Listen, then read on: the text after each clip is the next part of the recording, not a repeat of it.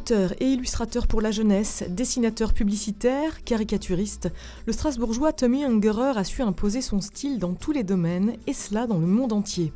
Sa force, observer la société, en relever les changements pour en livrer une satire virulente et faire montre d'un engagement qui s'est dessiné dès son enfance. C'est quelqu'un qui a perdu son papa très tôt, qui a vécu la guerre en Alsace, donc voilà, avec tout ce que ça comportait dans cette région.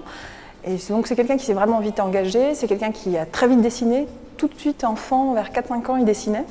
Il a raté son bac, il a été considéré comme un rebelle et il a décidé de partir, sac à dos, visiter des pays, etc. Et il est arrivé aux États-Unis dans les années 50 avec très peu d'argent et il a utilisé son dessin pour s'en sortir. C'est comme ça qu'il a commencé. Et donc je pense qu'il y a eu une vie qui n'était pas simple au départ. Il a connu l'injustice très vite et ça l'a forgé à mon avis. Que ce soit dans le domaine de la publicité ou encore celui de l'illustration pour la jeunesse, Tommy Ungerer dénonce l'intolérance, prône la différence, comme dans des ouvrages devenus cultes tels Le Nuage bleu ou Otto, dont les planches se dévoilent aujourd'hui au musée de la Cour d'Or à Metz.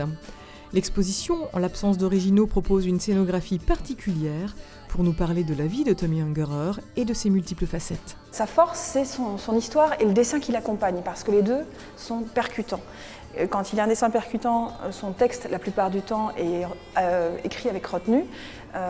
Donc c'est plutôt sa notoriété qui fait qu'on le reconnaît maintenant. Ça, c'est Tommy Ungerer. Les Trois Brigands, c'est forcément Tommy Ungerer. Le Nuage bleu, c'est Tommy Ungerer. Mais il peut travailler de manière très différente. C'est pas quelqu'un qui s'est contenté de reproduire tout le temps le même style dans son œuvre. C'est un grand monsieur inclassable, pour moi. Alors, pour essayer d'en savoir un peu plus sur cette figure incontournable de l'illustration, vous pouvez pousser les portes du musée de la Cour d'Or pendant quelques jours encore. Et si vous souhaitez ensuite découvrir plus de 8000 dessins originaux et estampes de Tommy Ungerer, il vous faudra alors prendre la direction de Strasbourg, où un musée lui est entièrement dédié.